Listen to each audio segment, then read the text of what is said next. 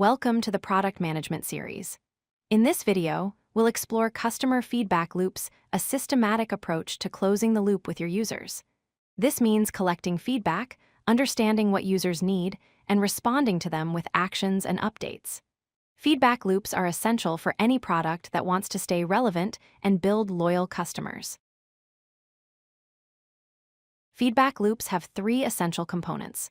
First, you listen. This means actively hearing what your users are telling you about their needs and pain points. Second, you act, you prioritize the feedback, and implement the most impactful changes. Third, you respond, you close the loop by telling users what you did with their feedback. When all three elements work together, you create trust and engagement with your user base. There are four main ways to collect customer feedback. Surveys help you gather quantitative data from large groups of users quickly.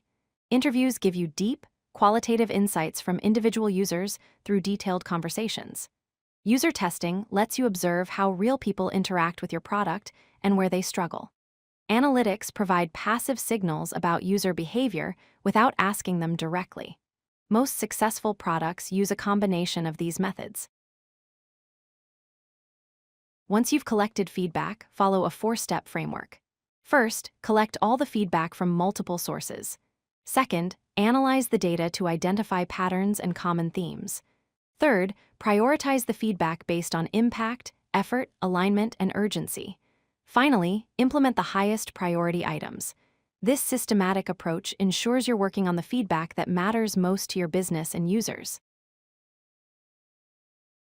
When prioritizing feedback, evaluate four key criteria.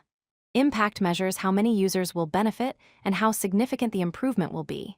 Effort estimates the time and resources required to implement. Alignment checks whether the feedback fits your product roadmap and strategic direction. Urgency determines if this feedback is blocking users or causing them to leave. Use these four dimensions to score and rank your feedback objectively.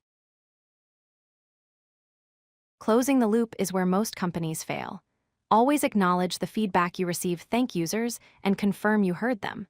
Then explain what you're doing with their feedback and why you made certain decisions. Finally, celebrate the results when you implement changes. Show users that their voice directly influenced your product. This communication cycle transforms feedback into a trust-building mechanism. Follow four best practices for effective feedback loops. Always close the loop by responding to every piece of feedback, even if you decide not to implement it. Track and measure the impact of feedback-driven changes on your key product metrics.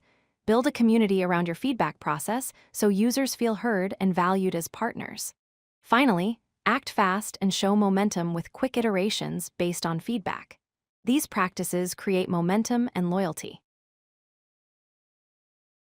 Remember, feedback loops are not one-time events. They're continuous cycles of listening, learning, and improving. The key insight is that when you systematically close the loop with your users, they become your advocates. They'll recommend your product, stay loyal, and keep giving you feedback because they see their input directly shapes your product. This virtuous cycle is the foundation of sustainable product growth. If you like this video, hit that like button and don't forget to subscribe. Visit codelucky.com for more such useful content.